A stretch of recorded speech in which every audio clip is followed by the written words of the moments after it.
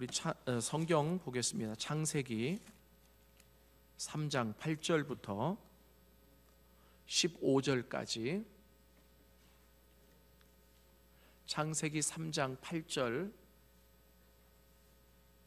15절까지.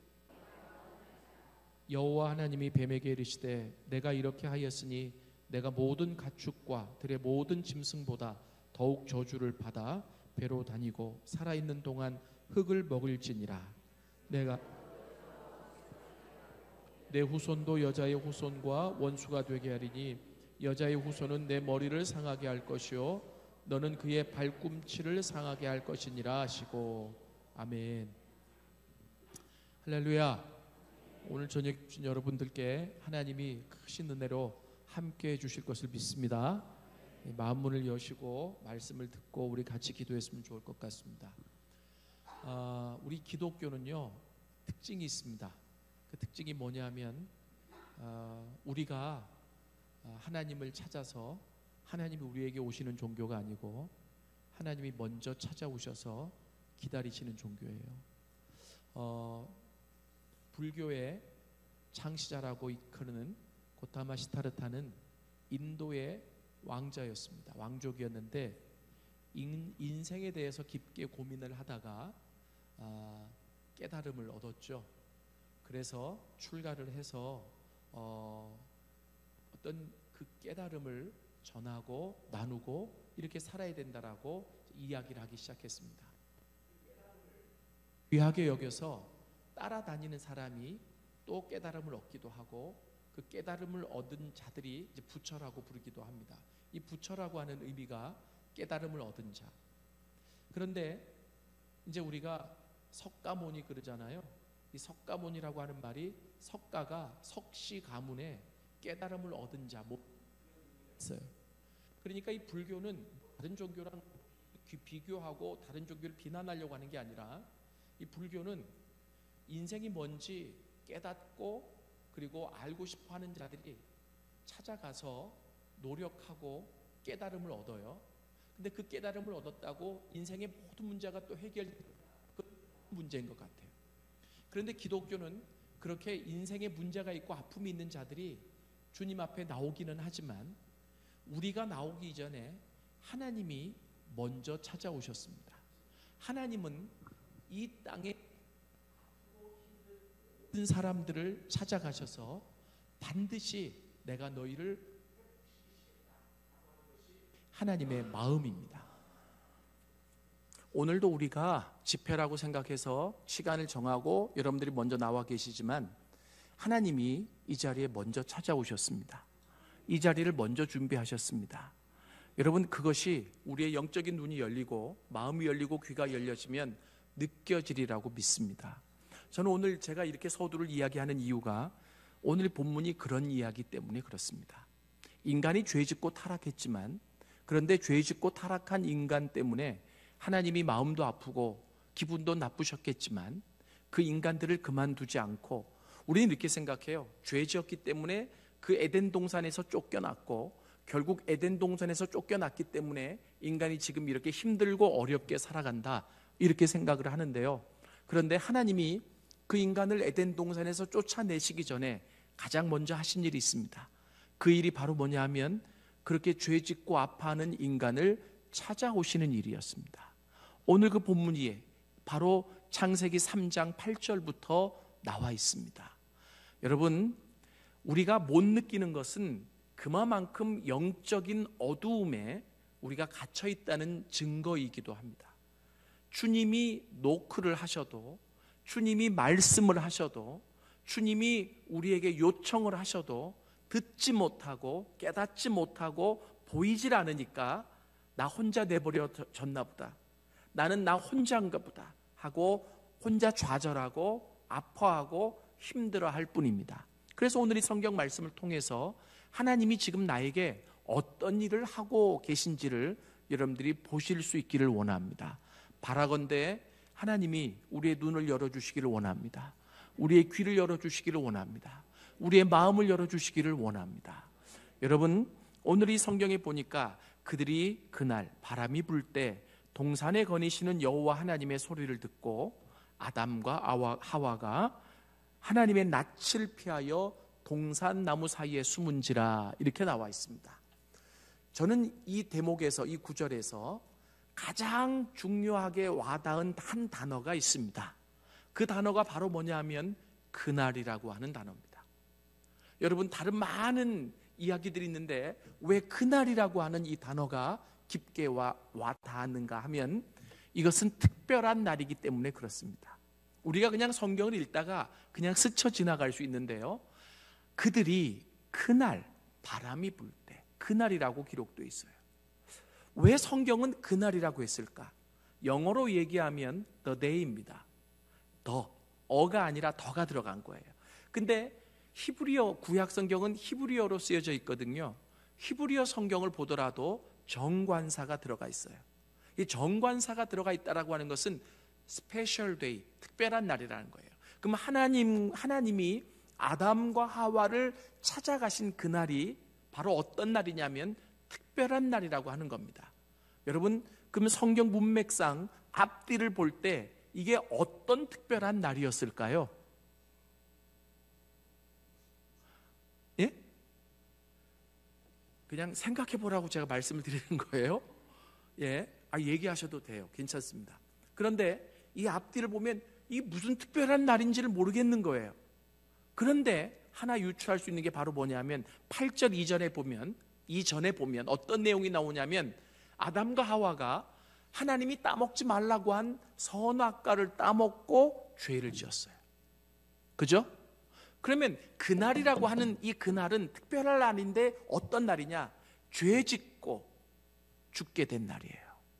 그럼 이것은 무엇을 의미하는 거냐면 우리는 이렇게 생각할 수 있습니다. 하나님이 그렇게 따먹지 말라고 그랬어요. 창세기 2장에 보면 뭐라고 나오냐면, 야, 동산 중앙에 선악을 알게 하는 그 나무의 실과를 따먹으면 정령 죽으리라. 그냥 죽는다고도 안 했어요. 정령 죽으리라. 강조입니다. 왜냐하면 사랑하기 때문에. 여러분, 왜 하나님은 이렇게 무서운 거야? 그냥 죽는다고도 안 하고 너 죽어, 정령 죽어. 너무 무섭잖아요. 근데 이게 사랑이래요. 왠 줄 아세요? 저는 우리 딸들을 키우면서 알았어요. 우리 둘째가 모험심이 강합니다. 근데 제가 다리미질을 하면 얘가 꼭 어릴 때 와요. 근데 이 스팀 다리미를 칙칙하면서 하면 걔가 신기하니까 오잖아요. 근데 아이들한테는 너무 위험하잖아요. 그래서 제가 그래요. 효경아, 오지 마라. 근데 얘가 네 해놓고 머리가 좋아요. 마음을 안정시켜놓고 와요. 효경아, 위험하다니까. 그런데 네 그러고 또 와요. 그러면 제가 짜증이 나서가 아니라 이 아이를 지키기 위해서 큰 소리가 나와요. 효경아, 오지 말라니까. 그럼 얘가 그냥 깜짝 놀라는 거죠. 제가 생각해 봤어요. 물론 그때도 제가 안정적으로 말을 할 수 있겠지만 제가 성격이 좀 그렇지 못한 것 같아요. 그러니까 이 아이를 지켜야 되겠다는, 이게 위험하다는 표시로 강하게 얘기가 나오더라고요. 하나님이 그런 것 같아요. 뭐냐 하면 너 이거 따먹으면 정말 죽어. 이 얘기를 정령 죽으리라 라고 이야기를 해주신 거죠. 여러분, 아담과 하와가 그 나무 열매를 따먹었습니까? 안 따먹었습니까? 따먹었습니다. 저는요, 신앙의 기초, 시작이 창세기 1장, 2장, 3장을 잘 알아야 된다고 생각을 해요. 왜냐하면 모든 것에 시작이 있잖아요. 시작이 중요합니다. 시작을 모르고는 디테일이 나올 수가 없어요. 복음도 여기에 다 들어가 있어요. 그래서 제가 어디에서 복음 세미나를 해주세요, 복음 훈련을 해주세요 하면 항상 먼저 다루는 게 창세기 1장, 2장, 3장입니다. 왜냐하면 우리의 시작이 이 안에 담겨 있기 때문에 그렇습니다. 근데 오늘 시간 관계상 제가 깊게 얘기를 못하고 길게도 못합니다. 저도 설교가 긴 스타일이 아니에요. 이러다 길게 하면 큰일 나는데 핵심만 딱딱 전하는데요. 그러니까 마음 편하게 들으셔도 돼요. 저 길게 하려도 못합니다. 예, 길어봤자 1시간. 길죠? 보통은 제가 부흥회 가면 40-50분 해요. 예, 그런데 그렇게 하는데 오늘도 그렇게 제가 맞춰보려고 합니다. 그런데요, 그렇게 이제 정령 죽으리라. 그런데 따먹었잖아요. 그죠? 여러분, 그러니까 하나님이 얼마나 마음이 아프시겠어요. 그죠? 따먹은 즉시 그들을 내보낸 게 아니에요. 너희들 에덴 동산에서 나와 못 산다, 나가라. 하나님이 그렇게 얘기하지 않으셨어요. 그리고 나서 그냥 뭘 하셨느냐면 하나님이 가장 먼저 하신 일이 그들을 찾아가신 일이었습니다. 그래서 그날이라고 하는, 이 그날이라고 하는 것은 즉각성을 얘기하는 거예요. 아담과 하와가 선악과를 따먹은 바로 그날. 이해됐어요? 저는 여기서 하나님의 사랑이 느껴져요. 우리 큰아이가 이제 초등학교를 다닐 때에, 지금 이제 30살이에요. 많이 컸죠. 그런데 초등학교 다닐 때에 이게 뭔가 좀 예민한 게 있어가지고 학교에서 어디 이제 1박 2일 MT를 가면 못 따라갔어요. 예민해서 같이 갔다가도 금방 돌아와야 돼. 근데 6학년 때 이제 선생님이 엄마한테 부탁을 해서 얘 이제 마지막이니까 꼭 1박 2일 춘천으로 가는데 좀 보내달라고. 그래서 우리 큰딸에게 주의사항을 다 얘기를 해줬어요. 효진아, 마음 놔. 다들 그렇게 가서 놀고 자고 오는 거야. 근데 얘는 어디 가서 쉽게 못 자는 거죠. 그리고 너 이상하게 생각하면 금방 몸이 또 아프다. 그러니까 마음 편하게 생각하고 가야 돼 하고 주의를 일러주고 보냈어요. 근데 아니나 달러 그날 저녁 때니까 선생님한테 전화가 왔어요. 효진이 아버님 되시죠? 예. 효진이가요 배가 아프다고 떼굴떼굴 굴러요. 아이고 그래요? 네 알겠습니다. 제가 어떻게 해볼게요. 제가 그때 속 상할게요, 안 상할게요? 상하긴 상하죠. 그죠? 그럼 속상해서 저 말도 안 듣고 내가 분명히 그렇게 하면 아플 거라니까 내 말을 안 들어서 아픈 거야라고 생각을 하지 않았습니다. 가장 먼저 생각든 것은 뭐냐면 우리 딸 어떡하지? 지금 저렇게 아픈데 어떡하지? 이게 부모의 마음이에요. 그죠? 그래서 제가 어떻게 춘천에 아는 사람이 있는가 봤더니 별로 없어요. 그런데 춘천 순복음교회에 제가 집회를 갔었어요. 근데 그때 목사님하고 사모님하고 아주 친하게 교제를 했었거든요. 그게 생각나서 전화를 했어요. 사모님, 우리 아이가 춘천으로 학교에서 MT를 갔는데 지금 배가 아파 죽겠다고 하는데 나 이 부천에서 가면 2시간 걸려요. 그러니까 사모님 좀 먼저 가주세요 했더니 목사님 걱정하지 마세요 하고 금방 달려가셨더라고요. 달려가서 아이를 데리고 와서 안정을 시켜주니까 또 금방 나았대요. 제가 지금 뭘 얘기하려고 하느냐면 이게 부모의 마음이라면 하나님은 얼마나 더 그 사람, 하나님의 형상과 모습대로 지음받은 사람을 사랑하셔야 되겠느냐. 그렇기 때문에 우리가 우리 입장에서 하나님을 이해할 수 없다는 거예요. 뭐냐면 선악과 따먹지 말라고 했는데 결국은 따먹었기 때문에 그렇게 된 거야. 아이고 말도 지지리도 안 들어요.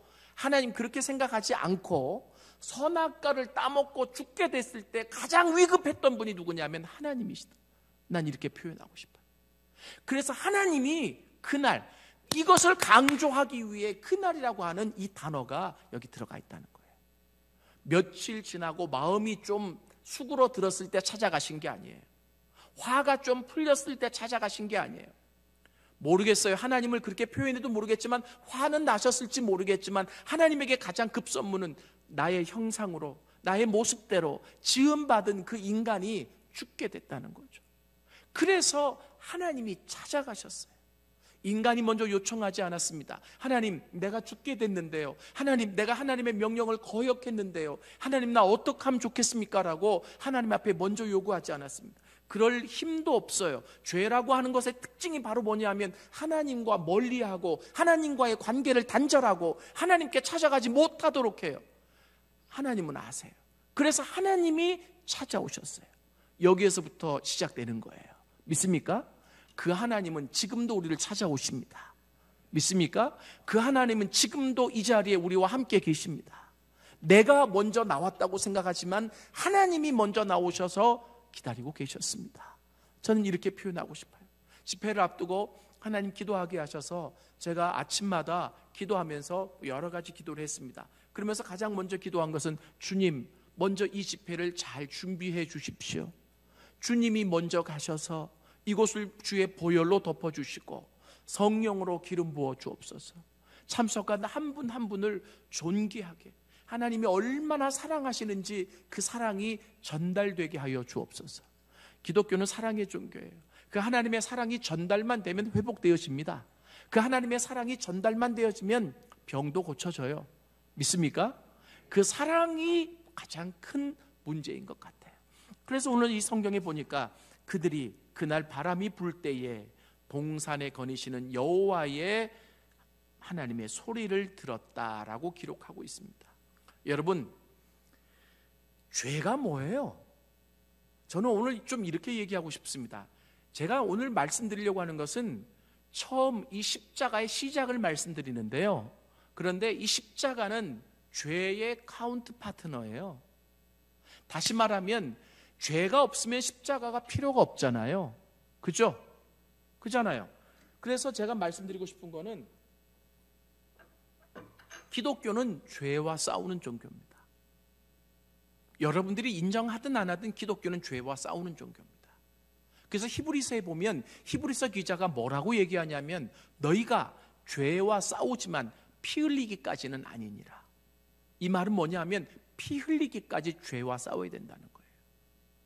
송구스럽지만 한국교회가 힘을 잃어가고 있다라고 한다면 가장 큰 문제는 이 본질인 죄와 싸우지 않아서 그래요. 교회 와서 예수 능력과 예수 이름 힘입어서 성공하려고 하는 사람 많고 출세하려고 하는 사람은 많지만 죄와 싸우는 사람은 적어져 가는 거죠. 그럼 기독교는 본질을 잃어가는 거예요. 내가 잘 되기 위해 성공하기 위해 예수 믿는 게 아니거든요. 그건 차후 문제입니다. 중요한 것은 이 죄의 문제가 해결되어져야 인생이 무엇인지를 알게 되고 내가 누구인지를 알게 되고 그리고 하나님을 찾게 되고 그때 그 하나님과 만나면 내 인생이 변화되게 되는 거예요. 예수를 믿어도 변화가 없다면 가장 큰 문제가 바로 여기에 있는 거죠. 여러분, 이 죄가 뭐냐? 여러분, 이 죄가 바로 뭐냐고 창세기 3장을 알면 이 죄가 깊게 와 닿아요. 여러분, 이 창세기 3장에서 나오는 이 죄는 바로 뭐냐 하면 내가 하나님이 되려고 하는 게 죄예요. 아담과 하와가 그 선악과를 왜 따먹었느냐 하면 뱀이 유혹하잖아요. 실은 유혹이라고 하는 말도 잘 안 어울립니다. 왜냐하면 유혹이라고 하는 것은 결핍을 전제로 뭔가 부족한 게 있어야 유혹이 되지. 모든 걸 다 갖추고 있는데 유혹하면 유혹이 되나요? 유혹이 안 됩니다. 그래서 원래 에덴 동산은 부족한 게 없어요. 그렇기 때문에 유혹이라는 말이 쓰일 수 없습니다. 근데 뱀이 유혹을 했는데 유혹에 넘어갔단 말이에요. 뭘 유혹했느냐면 야, 네가 하나님이 되면 되잖아. 네가 하나님이 될 수 있어. 아무것도 부족함이 없었는데 하나님이 된다라고 하는 그 말에 인간의 마음이 흔들리기 시작했어요. 여러분 그거 아세요? 하나님이 인간을 만드셨는데 그 인간을 어떻게 만드셨냐면 하나님하고 똑같이 만드셨어요. 그래서 하나님의 형상과 모습대로 만들었다고 그러잖아요. 그죠? 하나님의 형상과 모습이라고 하는 말이 이게 외적인 모습이 아니에요. 이 성경 원어를 보면 첼렘, 네무트라고 하는 말이 쓰여져 있는데요. 이 말이 뭐냐면 하나님의 내적인 성품을 부여해서 인간을 만드신 거예요. 좀 어려우시죠? 근데 이거 상식으로 좀 알아두세요. 너무 중요해요. 제가 이게 어려울까 봐 어떻게 필드에 있는 성도님들께 이 얘기를 좀 잘 전달할 수 있을까 생각하다가 기발한 한 단어를 떠올렸어요. 이거 얘기하니까 다 아시더라고요. 뭐냐면 하나님의 내적인 성품을 가지고 인간을 만들었다니까 잘 안 와다. 아멘은 하는데 안 와다. 그게 누가 딱 보여요. 그래서 이걸 어떻게 표현할까 하다가 유전자. 와닿죠? 그죠? 그러니까 유전자란 말이 정답은 아닌데 거의 설명이 될 수 있는 단어예요. 제가 딸이 셋이거든요. 아들 여자도 못 낳았어요. 그런데 이 딸들이 다 2살 터울이에요. 큰 놈이 30, 둘째 놈이 28, 셋째 놈이 26. 근데 다 저 닮고 지네 엄마 닮았거든요. 그렇겠죠? 아, 동의를 안 하세요? 뭐 할 수 없죠. 왜 저 닮고 지네 엄마 닮았냐면 나의 유전자를 가지고 있고 지네 엄마의 유전자를 가지고 있잖아요. 그죠? 여자아이인데도 보면은 정말 저 닮은 데가 많아요. 그래서 참 미안할 때도 있어요. 엄마를 좀 많이 닮지 이런 생각도 하고요. 근데 저를 닮아요. 왜요? 제 자식이니까. 그죠? 셋째는 정말 아들을 낳는 줄 알았어요. 왜냐하면 저희 할아버지가 독자신데 그러니까 제가 장손이에요. 그러니까 할아버지가 자꾸 아들을 낳아서 대를 이어야 된다고. 제가 할아버지한테, 할아버지, 그건 구약적인 개념이고요, 요즘은 그게 성경적이지 않아요. 뭘 꼭 아들을 낳아야만 축복을 받는 그런 거 아니거든요. 근데 이 얘기를 해서 할아버지를 설득하는 것보다 낳아드리는 게 빠르겠더라고. 그래서 셋까지 낳았잖아요. 셋째를 낳을 때는요, 정말 아들인 줄 알아요. 그 당시는 태아 감별을 안 해줬어요. 해주면 법에 걸려서. 근데 왜 아들인 줄 알았냐? 저희 아버지가 목사님이셨거든요. 지금 은퇴하셨는데 저희 아버지 교회 모든 성도들이 기도해줬고, 제가 그때 전도사였거든요. 다른 교회. 제가 전도사로 있는 모든 교회에서 기도해줬고, 저희도 열심히 기도해. 이 정도 기도하면 아들 나와야 되는 거 아닙니까? 그런데 아직도 기억나요. 안양의 필 산부인과인데 막 울음소리가 막 커가지고 드디어 아들이구나. 뭐 제가 그렇게 아들을 기대한 건 아닌데 할아버지 때문에. 그런데 간호사가 아이를 딱 가지고 딱 내놓으면서 하는 말이 축하합니다. 이 간호사는 우리 마음을 모르잖아요. 너무 이쁜 공주님이에요. 제가 한편 실망을 했어요, 그 소리에. 그리고 강보에 쌓인 아이를 딱 내미는데 너무 이뻤어요. 여러분, 이쁘다는 것은 부모의 마음이지, 신생아가 이쁘면 얼마나 이쁘겠어요? 하루하루 얼굴이 바뀌는 애가 신생아인데, 그죠? 아들을 기대했지만 딸이 나와도 그 딸을 안고 울었어요. 너무 이뻐서. 이게 부모 마음입니다. 왜요? 내 자식이니까. 내 유전자를 가지고 나하고 똑같이 태어난 자식이니까. 하나님이 인간을 만드셨을 때요, 보시기에 좋았더라 이렇게 나와요. 그런데 이 좋다라고 하는 말이 히브리어로 토브라고 하는 단어예요. 근데 이 토브가 점잖게 좋다, 이것도 토브고, 막 좋아서 막 웃는 것도 토브고, 너무 좋아서 까무라치는 것도 토브예요. 그럼 하나님이 인간을 만들어 놓고 보시기에 좋았다는 것은 점잖게 좋군, 이럴 수도 있겠지만 너무 좋았다라고 난 생각해요. 왜요? 하나님하고 똑같이 만들어진 거예요. 하나님이 영원하시기 때문에 우리도 영원한 존재로 만들어 놨어요. 아멘? 그래서 원래 우리의 고향이 영원이에요. 그래서 영원에 관한 이야기를 할 때, 전도할 때도요, 사람들이 솔깃해해요. 왜? 그게 원래 우리 고향이었기 때문에. 이해되시죠? 하나님하고 똑같이 만들어졌지만 그 하나님하고 하나 다른 게 있어요. 뭘까요?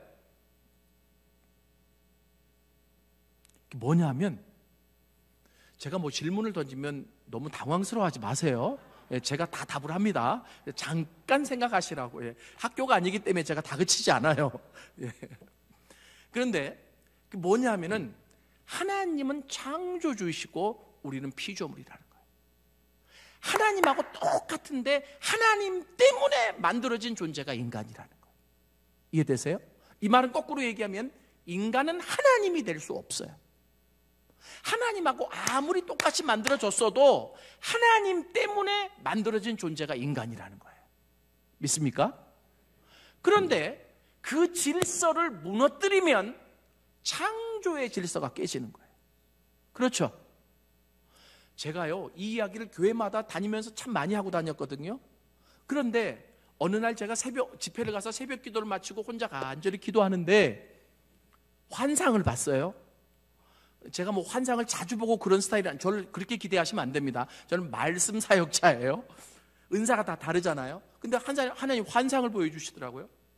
세 딸이 저한테 딱 와서, 아빠, 우리가 아빠를 너무 존경한 나머지 아빠가 되기로 했습니다. 그래. 무슨 말이냐 그게? 존경하면 존경하면 되지 무슨 아빠가 돼? 아니요, 아빠를 너무 존경해서 우리가 아빠가 될 거예요. 그래서 내가 웃으면서, 말도 안 되는 소리 그만해라. 아닙니다. 그래서 우리는 집을 나가야 되겠어요. 한 집에 아빠가 둘이 될 수는 없잖아요. 말도 안 되는 소리를, 기가 막힌 소리를 하고 애들이 아빠가 되겠다고 나가는 거예요. 그래서 내가 참나 웃긴다. 니네 곧 돌아오겠지? 근데 나갔는데 얘들이 이제 당당하게 나갔어요. 아빠처럼 살겠다고, 아빠와 같은 사람이 되겠다고. 그런데 조금 지나고 돈이 떨어지고, 조금 지나고 뭐 자는데도 힘들고, 얘들이 막 꼬질꼬질해지고 또 아프기도 하고, 그런 불쌍한 모습이 막 환상에 보여요. 제가 그래서 너무 마음이 아파서 그 아이들의 이름을 막 불렀어요. 효진아, 효경아, 돌아와. 너희는 아빠가 될 수가 없어. 아빠의 사랑이 필요하고 아빠의 보호가 필요하지 아빠가 될 수 없어. 어떻게 한 집안에 아빠가 둘이 되냐. 돌아와. 그런데 얘들이 그 소리를 못 듣고 저는 돌아와 하다가 깼어요. 이게 꿈인 줄 알았는데 난 기도하다가 졸은 줄 알았거든요. 너무 생생하고 마음이 아픈 거예요. 그래서 제가 하나님 앞에 물어봤어요. 하나님, 내가 이 꿈을, 이 환상을 왜 봐야 되죠? 그랬더니 내 마음속에 어떤 생각이 드냐면 네가 죄가 뭔지를 늘 설명하고 다녔지. 니네 딸이 대입되니까 절실하게 깨달아지냐? 진짜 절실하게 깨달아지더라. 인간은 하나님이 될 수 없어요. 근데 하나님이 되려고 하는 순간 질서가 깨지는 거예요. 그래서 하나님이 선악과를 따먹으면 죽는다고 얘기하는 게 그거예요. 뭐냐면 선과 악, 절대적인 선과 절대적인 악의 기준은 하나님의 영역이에요. 이해되세요? 오늘 이렇게 오셨는데 옆 사람이 자꾸 졸아요. 예를 들어서 그래서 옆에 툭툭 치면서 아니 좀 오늘 말씀 듣고 은혜 받자고 졸지 마 하고 툭툭 쳤어요. 네, 물어볼게요. 그 사람이 기분 나쁜데 치니까 이게 친 게 잘한 거예요? 잘못한 거예요? 예, 이 정도 되면 잘했다고 얘기합니다. 근데 그 사람이 계속 어제 뭘 했는지 꾸벅꾸벅 졸아. 그래서 생각하기를 이렇게 툭툭 쳐서는 안 되겠다. 정신 차리게 한번 짝 소리 나게 때려줘야 되겠다. 그리고 짝 소리 나게 때렸어요. 근데 이 사람이 깜짝 놀라고 주변 사람부터 깜짝 놀랐어. 소리가 너무 크니까. 자, 이거 악이에요? 잘한 거예요?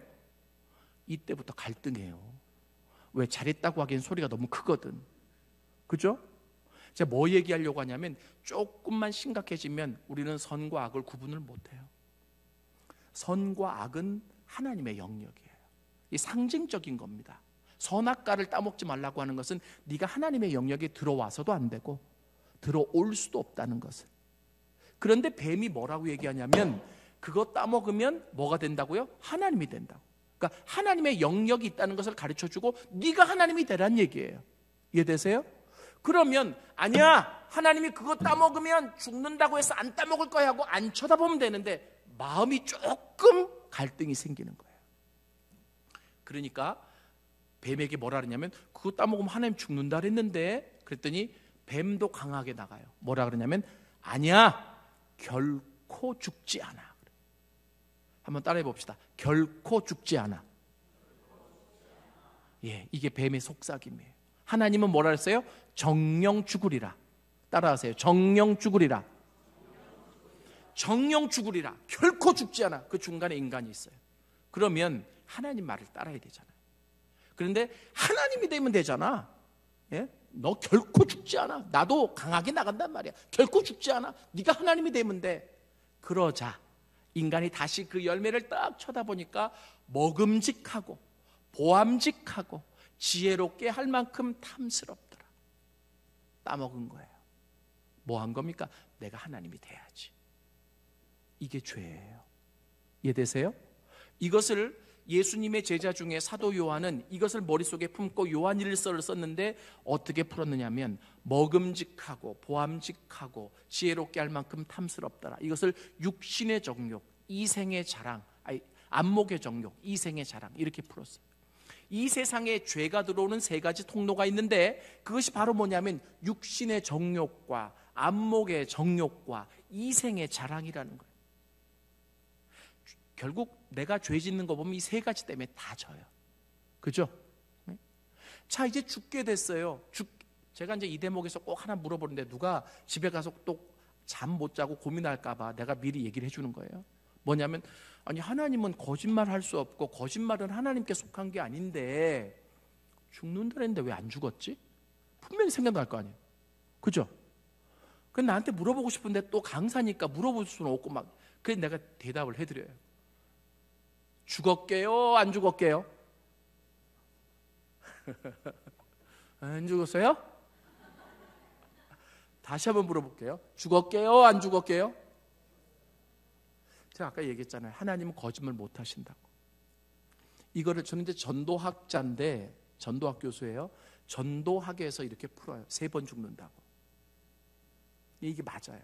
첫 번째, 죄를 짓고 하나님의 영이 떠나가 버렸어요. 영적인 죽음을 먼저 경험합니다. 두 번째, 하나님의 형상과 모습이 깨어졌어요. 그래서 인간은 하나님처럼 영원히 살아갈 존재로 만들어졌는데 육신적인 죽음을 죽게 되는 거죠. 이해되세요? 인간의 평균 수명이 100세라도 다 죽어요. 그죠? 이게 두 번째 죽음이에요. 세 번째 죽음은 육신적으로 죽고 모든 게 끝나는 게 아니라 최후의 심판을 경험하고 영원한 죽음을 경험해요. 제가 이렇게 얘기했더니 누가 그래요. 죽는다는 게 얼마나 힘든데 하나님 한 번에 죽이시지 뭘 세 번이나 지근지근 죽이시냐고. 그런데요, 제가 이렇게 얘기하겠습니다. 세 번 나누어서 죽음을 경험하게 하시는 것이 은혜예요. 왜냐하면 한 번에 죽여버리시면 오늘 우리는 없어요. 그죠? 인간의 조상이 죽었는데 우리가 어떻게 있겠습니까? 그죠? 그런데 그렇게 나 세 번 죽음을 경험하게 하셔서 우리에게 허락하신 것이 있어요. 그것이 바로 뭐냐면 육신을 가지고 살아가는 시간을 허락하신 거죠. 그래서 오늘 우리가 만나게 된 거예요. 이해되십니까? 그러면 하나님이 한 번에 죽이지 않고 육신을 가지고 살아갈 수 있는 시간을 우리에게 허락하신 이유가 어디에 있을까요? 하나님이 당신의 방법으로 우리를 회복하실 수 있는 시간을 허락하신 거예요. 돈 벌고 잘 먹고 잘 살기 위해서가 아닙니다.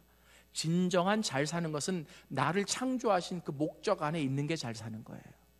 믿습니까? 하나님이 나를 창조하신 목적 안에 있는 게 아무리 돈 많아도 당연히 행복한 거 아니고요. 아무리 출세해도 이 공허한 마음을 채울 수 있는 게 없어요. 하나님이 창조하신 그 목적 안에 있을 때 절대적인 평안이 누려지는 거예요. 할렐루야. 여러분, 예수 믿는 목적이 여기에 있습니다. 제가 뭐 잘 사는 사람 싫어하고 뭐 성공하는 거 부정하고 이런 게 아니고 그건 부수적인 거라는 거예요. 하나님 안에 있을 때 하나님이 나를 보시고 다 길을 열어주시고 터주시는 거지, 우선순위가 바뀌어서 내가 그것을 먼저 추구하는 게 기독교가 아니라는 겁니다. 이해되세요?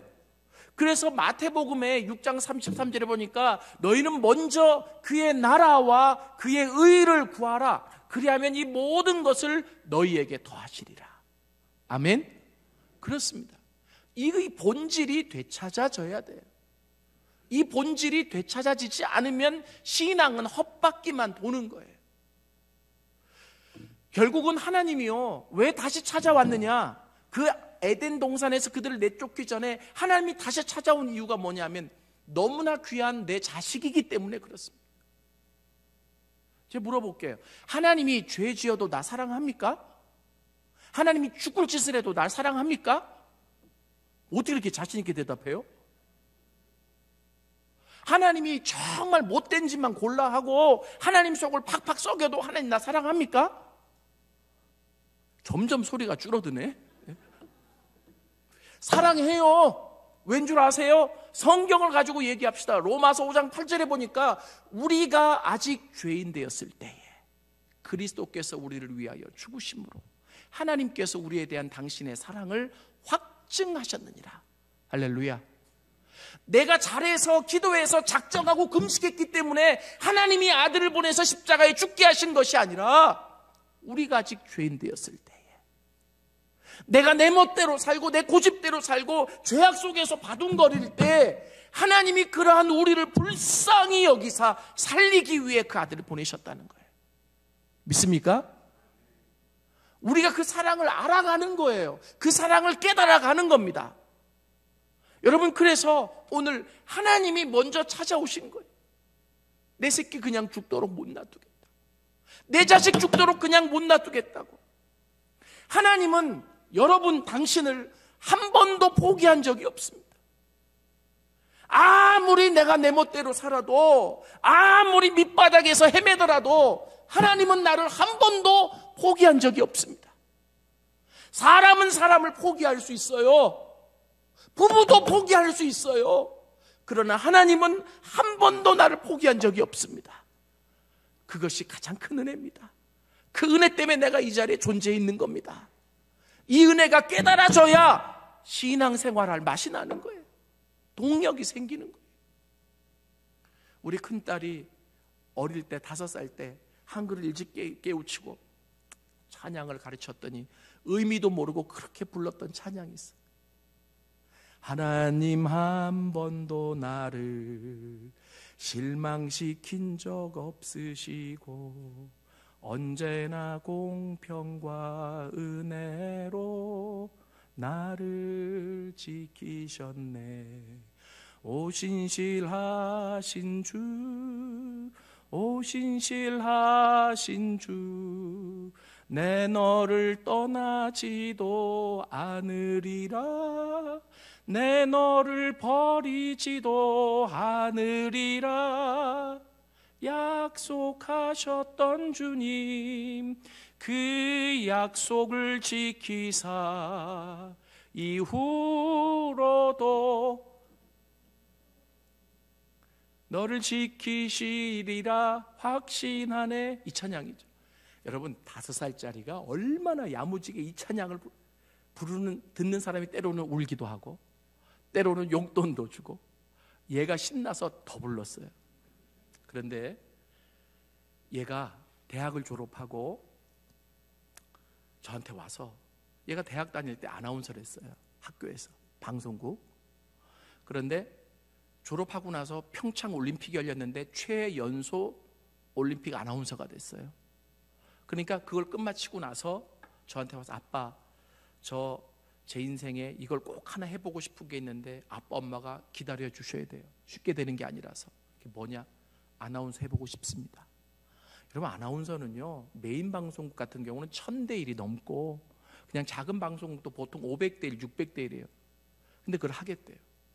그래서 아니 근데 이렇게 점잖게 자식이 와서 부탁하는데 뭐 하지 말라는 부모가 있겠어요? 해봐라. 쫄딱 5년 이상을 계속 떨어졌어요. 남의 집 얘기니까 별로 안 와닿으시죠? 얼마나 많이 그때마다 울었는지 몰라요.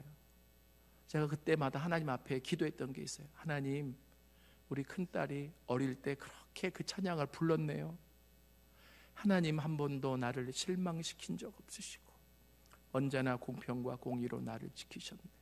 오 신실하신 주, 오 신실하신 주, 내 너를 떠나지도 않으리라, 내 너를 버리지도 않으리라 약속하셨던 주님. 근데 그 찬양을 떠올리면서 기도를 하는데 눈물이 막, 하나님, 우리 딸이 뭐 꼭 합격해서가 아니라 이 찬양으로 하나님 앞에 영광 올려드릴 수 있도록 해주세요. 그리고 그 딸이 어렸을 때 불렀던 그 찬양의 가사가 그때는 의미를 모르고 불렀지만 그게 이런 의미구나 깊게 깨달을 수 있도록 도와주십시오. 제가 기도할 때마다 울면서 기도를 했어요. 그런데 확신이 있어요. 왜? 그 가사가 사실이니까, 그 가사가 진리니까. 믿습니까? 하나님은 한 번도 우리를 실망시킨 적 없고 하나님은 한 번도 나를 버리신 적이 없는 거예요. 그 기도할 때마다 눈물이 나는데 확신이 있어요. 그 딸이 그 찬양 가사대로 되어질 수 있다라고 하는 고백과 신앙의 간증이 나올 거다라고 하는. 7년 계속 떨어지다가 올해 이제 나이가 30 돼서 마지막이다라고 생각하고 CBS에 넣었는데 작년 10월 달에, 그런데 1000대 1을 뚫고 올해 1월 2일 날 합격자 발표가 났어요. 그래가지고 지금 이제 CBS 아나운서 수습을 지금 하고 있습니다. 이 KBS, MBC, SBS, CBS 이쪽이 이제 공영이에요. 그래가지고 되기가 힘든가 봐요. 그래서 제가 요즘은 계속 불러다가, 봐, 맞지? 네가 부른 찬양이 맞지? 그 가사가 맞지? 하나님은 너 한 번도 안 버리지? 하나님이 널 훈련시키시는 거야. 얘가요, 대학 입학할 때까지 시험을 봐서 떨어진 적이 없어요. 그러니 아니 잘났다고 난 자랑하는 건 아니고요. 근데 얘가 하나님이 쓰시기 위해서 뭔가 좀 다듬고 아픈 자의 눈물도 알고, 얘가 그렇게 7년 동안 떨어져 보니까 이제는 취준생, 취업을 준비하는 청년들의 아픔을 아는 거예요. 눈물을 아는 거죠. 그리고 고통을 아는 거죠. 하나님은 그렇게 다듬어가면서 하나님의 사람을 만들어 가시는 것 같아요. 물론 뭐 하나님 못 줘서 못 주시겠습니까? 이해되세요? 제가 지금 말씀드리려고 하는 것은 하나님은 한 번도 나를 실망시키거나 하나님은 한 번도 나를 버리신 적이 없다는 거예요. 그래서 하나님이 찾아오시는 거예요. 살리려고. 이 말씀이 믿어지면 오늘 이 시간에도 하나님이 먼저 찾아오셨다는 말씀이 나에게 믿어져야 돼요. 하나님은 그만큼 나를 사랑하십니다. 아니, 나를 사랑하신다고요? 이게 1대1로 붙어야 돼. 신앙은 1대1이니까. 다른 집사님, 다른 권사님, 다른 장로님이 아니고요, 나 때문에 하나님 오늘 찾아오신 거예요. 믿습니까? 나 때문에 하나님 먼저 와 계신 거예요. 하나님이 지금 나를 만나시기를 원하세요. 그래서 아담과 하와는 찾아오신 하나님이 부담스럽잖아요. 왜요? 죄를 지었기 때문에. 죄 짓기 전에는 하나님이 찾아오시는 소리가 기쁨이었고 기대였고 설렘이었겠지만, 죄를 짓고 나니까 하나님이 찾아오시는 소리가 들리니까 마음에 부담이 되는 거예요. 그래서 숨어버렸어요. 이것이 죄의 결과입니다. 죄는요, 우리로 하여금 자꾸 하나님을 숨게 만들어요. 나를 창조하신 하나님을 만나야 회복이 있어요. 나를 창조하신 하나님을 만나야 우리가 성장할 수 있고 우리의 문제도 해결되어질 수 있어요. 근데 죄는 자꾸 숨게 만들거든요. 몸만 이 자리에 나왔다고 하나님을 만나는 게 아니에요. 몸이 나왔기 때문에 우리의 마음도 정신도 하나님께 온전히 드려질 때에 하나님 우리를 만날 수 있습니다. 여러분, 그래서요, 하나님이 그렇게 숨어버린 아담과 하와를 이게 기분 나쁘다고 그냥 가시지 않았어요. 저는 이 성경을요, 굉장히 깊게 봤어요. 이게 뭐 당연히 하나님 그냥 가면 어떻게 이러지 마시고, 하나님이 찾아오신 게 가장 큰 은혜예요. 지금도 하나님은 내가 내 자식 반드시 찾아내서 구원시키고, 그리고 반드시 내가 회복시킨다. 이게 하나님의 마음입니다. 믿습니까? 가정에 구원받지 못한 모든 가족의 구성원들을 위해서 기도하십시오. 응답되어집니다. 하나님이 하십니다. 하나님이 여러분들의 기도를 들으십니다. 이게 하나님의 뜻이기 때문에 그렇습니다. 여러분, 그래서 보세요. 하나님이 찾아오신 것만 해도 은혜잖아요. 이렇게 예를 좀 들게요. 요즘 시골에 있는 아버지 어머니가 아들 집에 찾아오면 아들이 좀 아파트 이름이 어려운 데로 이사 간다며요. 아버지 엄마 못 찾아오게. 그래도 자꾸 찾아오면 봉 호수를 바꾼다며. 여러분, 이게 비단 우스운 예지만 그랬을 때 부모가 만약에 정말 그렇다면 겪는 슬픔과 아픔은 얼마나 크겠어요. 하나님이 찾아오셨는데 인간이 먼저 요청해도 요청해야 되지만 하나님이 먼저 찾아오셨을 때, 하나님, 제가 잘못했어요, 제가 죄인입니다 하면 끝났어요. 오늘 우리가 이 자리에서 안 만나도 돼요. 그런데 그 인간이 하나님이 찾아오셨을 때 무서워서 숨어버린 거예요. 하나님은 그렇게 숨을 수 있는 인간의 연약함까지 아세요. 그래서 하나님이 기분 나빠서 돌아가지 않으시고 숨어버린 그 아담과 하와를 향해서 던지신 질문이 이거예요. 아담아, 네가 어디 있느냐? 자, 따라해보세요. 아담아, 내가 어디 있느냐?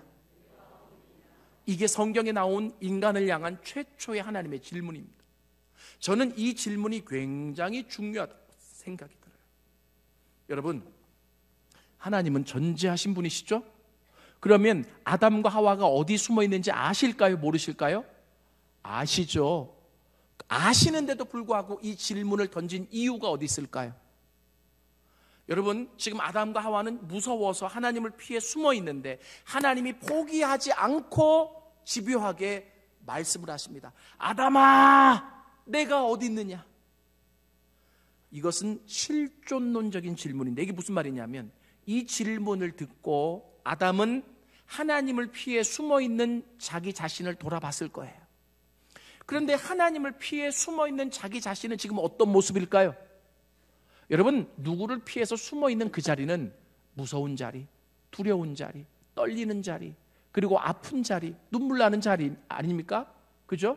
그러면서 비참한 자기 모습을 봤을 거예요.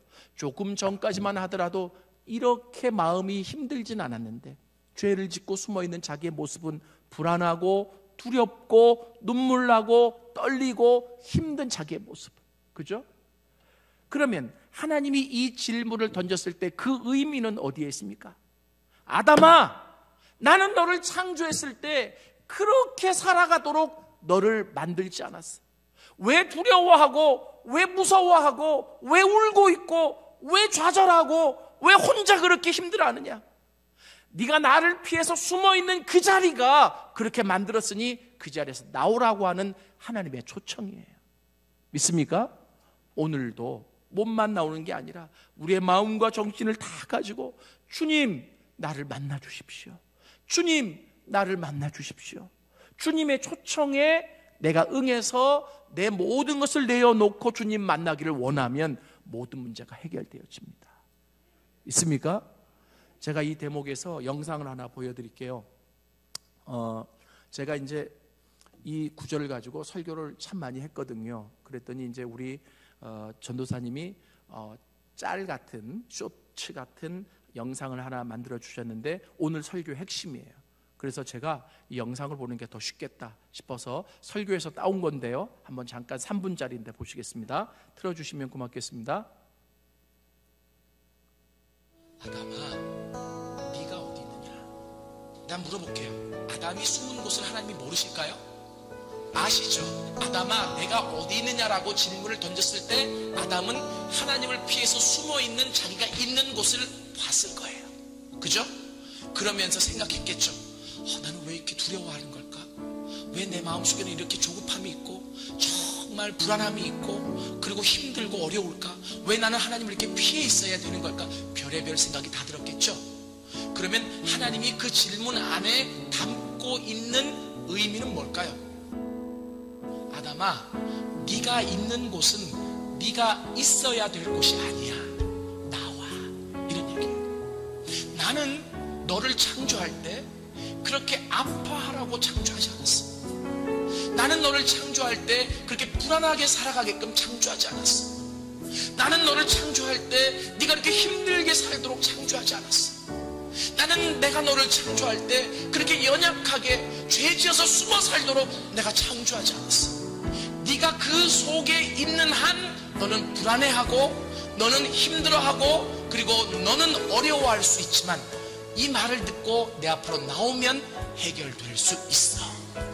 여러분, 이게 실존론적인 질문이에요. 하나님이 여러분들에게 지금 동일하게 질문을 던지고 계세요. 아무개야, 네가 어디 있느냐라고 하는 거예요. 하나님이 한국교회를 향해서도 동일하게 질문을 던지고 있어요. 하나님이 이 땅을 향해서도 동일하게 질문을 던지고 계세요. 여러분, 이 질문이 던져지는 곳에 반응이 있어야 돼요. 어떤 반응이 있어야 되느냐면 내가 어디 있는가를 봐야 돼요. 왜 나는 힘들고 왜 나는 연약하고 왜 나는 안 된다고 하고 왜 나에게는 패배의식이 있고 왜 나는 맨날 아파야 되고 왜 나는 맨날 돈이 없어야 되고 왜 나는 맨날 찌그러져야 되고. 하나님은 그렇게 살도록 우리를 만들지 않았어요. 그 질문을 던지시는 이유가 거기서 나오라는 거예요. 그런데 이 죄는 거기서 나오지 못하도록 해요. 예, 여기까지 보겠습니다. 여러분, 이해가 되시죠? 지금 이 자리에도 우리 가운데는 아픈 사람이 있고 또 여러 가지 문제로 좌절하고 낭망하고 있는 사람도 있고 그리고 여러 가지 기도의 제목 때문에 하나님 앞에 울고 있는 자도 있을 거예요. 근데 분명한 것은 하나님이 처음에 인간을 만드셨을 때 그렇게 살아가도록 우리를 만들지 않았다는 것. 그러면 그렇게 아파하고 있는 우리를 보고 하나님은 얼마나 더 아프시고 그렇게 울고 있는 우리를 보고 하나님은 얼마나 더 많이 우실까. 그래서 하나님은 먼저 찾아오시는 거예요. 잃어버린 내 자식, 아파하고 있는 내 자식, 고통 가운데 있는 내 자식 다시 회복하고 다시 살리리라. 믿습니까? 이분이 우리의 하나님이십니다. 그래서 우리가 귀가 열려지고 눈이 열려지고 하나님의 이 소리가 들려지기만 하면 나오면 돼요. 오늘 이 시간에도 그 주님을 만날 수 있기를 원합니다. 저는 이 질문을 또 다른 각도에서 해석해 보니까 이거예요. 뭐냐면 여러분, 자식을, 어린 아이가 부모 손을 붙잡고 5월 5일 날 그 어린이날 사람이 바글바글한데 용인 에버랜드를 갔어요. 너 손 꼭 잡아야 돼. 놓치면 안 돼. 여러분, 5월 5일 날 에버랜드 한번 가보셨나요? 엄청 많거든요. 근데 어떻게 하다가 이 부모가 아이 손을 놓쳤네. 아이를 잃어버렸어요. 처음에는 찾겠지 금방. 그리고 찾는데 애가 없어요. 이름을 불러요. 누구누구야, 누구누구야. 그래도 안 찾아져요. 그때는 부모가 머리가 하얘지는 거죠. 그리고 나서 울면서 자식을 부르는 거예요.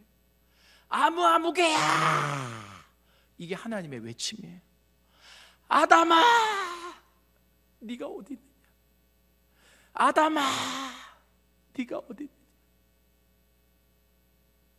우리가 울어야 되는데, 우리가 하나님 앞에 요청해야 되는데, 하나님 날 좀 살려주세요. 하나님 날 좀 회복시켜주세요. 하나님 나 이렇게는 못 살겠어요. 하나님 날 좀 고쳐주세요. 내가 불러야 되는데 죄 때문에, 연약함 때문에 그 하나님 앞에 온전히 나가지 못할 때 하나님이 먼저 찾아오셔서 우리의 이름을 불러주고 계시는 거예요.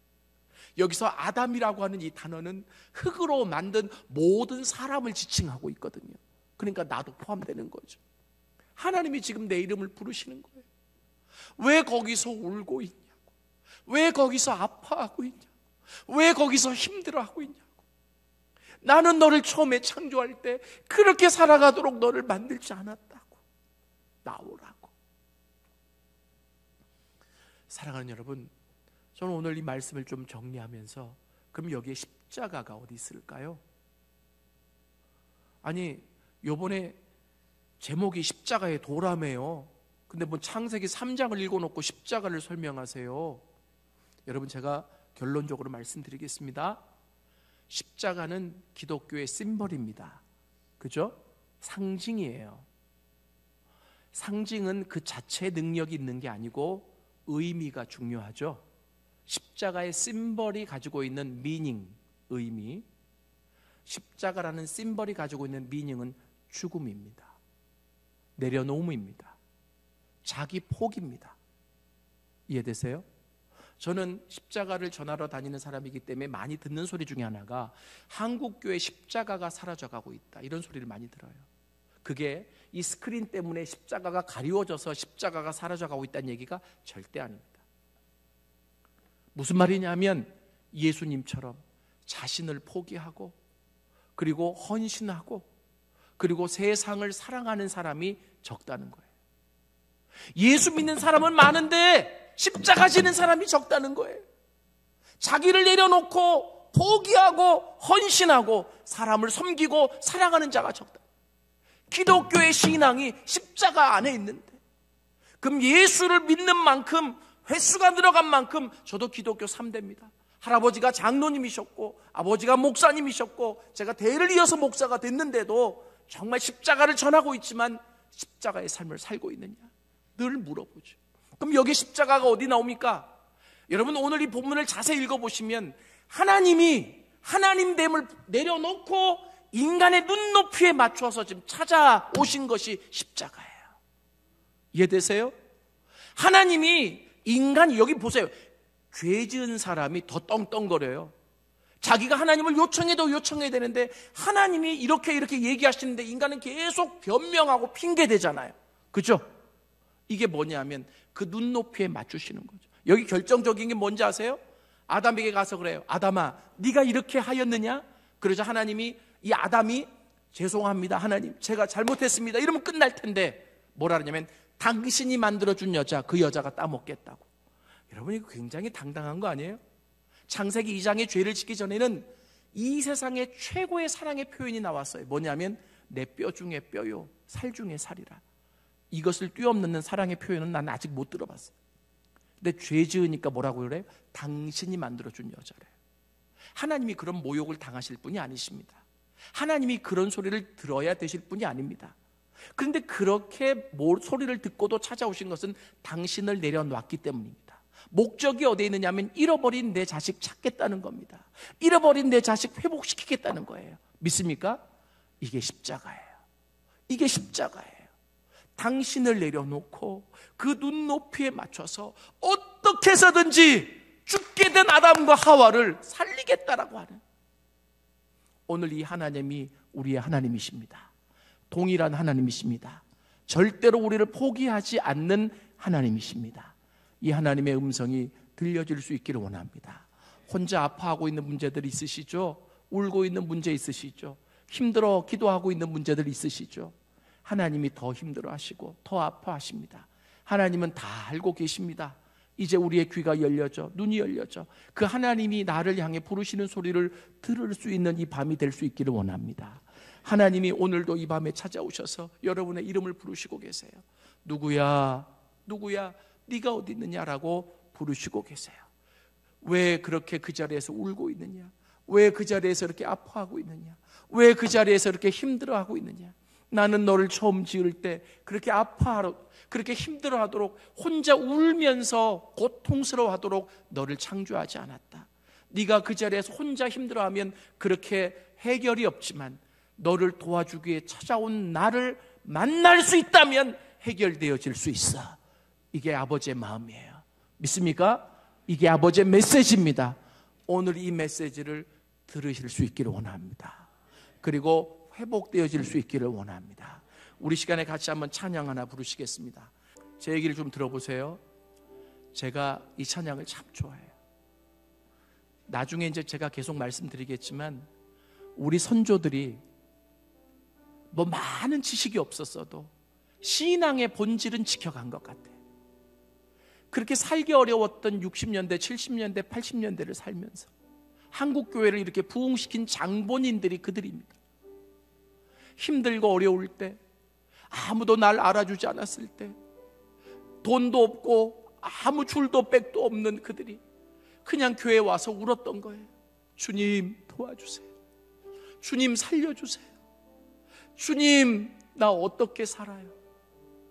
그래서 의지할 분이 주님밖에 없었기 때문에 주님을 의지하고 주님을 붙잡고 주님 앞에 기도했더니 주님이 살리시고 회복시키시고 성장시키신 거예요. 오늘 이 신앙이 우리에게 요청되어집니다. 아담아, 아담아, 네가 어디 있느냐? 자식을 잃어버린, 에버랜드에서 자식을 놓쳐버리고 잃어버린 그 부모의 심정으로, 아니 더한 마음으로 그 자식의 이름을 부르시며 찾으시는 하나님의 음성이 오늘 우리에게 들려질 수 있기를 원합니다. 우리 가사를 생각하면서 같이 한번 찬양하시겠습니다.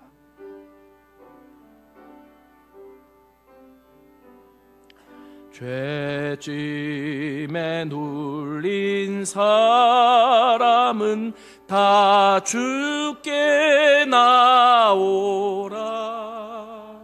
주 말씀 의지할 때에 곧 평안 얻으리.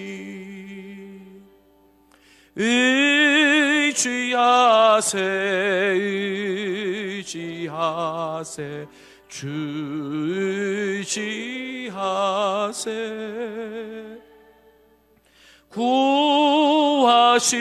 구하시네 구하시네 곧 구하시네. 참 구원 주신 주께서 보혈을 흘렸네. 눈같이 희게 할 피에 온몸을 잠그세. 아멘. 의지하세 의지하세 주 의지하세. 구하시네 구하시네 곧 구하시네. 길 대신 우리 주 예수, 길 되신 우리 구세주 늘 인도하시네. 너 지체 말고 믿으면 참 복을 받겠네. 의지하세 의지하세 주 의지하세. 구하시네 구하시네 곧 구하시네. 온 성도 하나 되어 광길 걸으면 한없는 은혜 받아 주셔서 영원히 누리리. 의지하세 의지하세 주 의지하세. 구하시네 구하시네 곧 구하시네. 우리 시간에 다 눈을 감겠습니다. 자유롭게 기도하시다가 돌아가실 텐데요, 제가 이렇게 좀 말씀드리겠습니다. 저는 이 신앙에 대해서, 믿음의 본질에 대해서, 복음에 대해서 연구하는 사람입니다. 우리 선조들하고 비교를 해보면 문제만 생기면, 어려움이 있으면 의지할 데가 없어서 주님 앞에 나와 주님만 붙잡고 의지했던 게 우리 선조들의 신앙이라면, 오늘날은 의지할 것들이 너무 많고 그리고 마음도 너무 다쳐서 그렇게 하나님이 사인을 주는데도 울지도 않아요. 그렇게 하나님이 사인을 주는데도 하나님 앞에 나오지도 않아요. 기도해야 될 때다, 기도해야 될 때다 하나님이 그렇게 마음을 주시는데도 결단도 못하고. 그런데 오늘 이 시간에 그렇게 기도하십시오. 주님, 내 귀를 열어주십시오. 주님, 내 눈을 열어주십시오. 주님이 마음을 열어주십시오. 주님밖에는 없습니다. 주님, 나 혼자 울지 않고 나 혼자 아파하지 않고 내 이름을 부르며 찾아오시는 주님께 나아갑니다. 주님, 나를 만나 주십시오. 주님, 나를 회복시켜 주십시오. 주님, 나를 회복시켜 주옵소서. 이 문제를 해결하여 주시옵소서. 우리가 오늘 이 저녁에 그렇게 주님 이름 부르며 같이 기도했으면 좋겠어요. 우리 시간에 다 눈을 감은 채로 우리 후렴만 다시 한번 부르고 우리 주여 삼창하고 자유롭게 기도하시겠습니다. 의지하세 의지하세 의지하세 주 의지하세.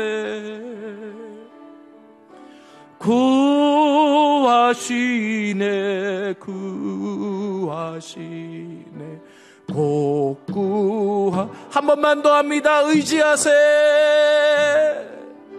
의지하세 의지하세 주 의지하세. 구하시네 구하시네 곧 구하시네. 우리 시간에 주여 3번 크게 부르고 우리 간절히 기도하시다가 자유롭게 돌아가십니다. 주여 주여 주여. 살아계신 아버지 하나님,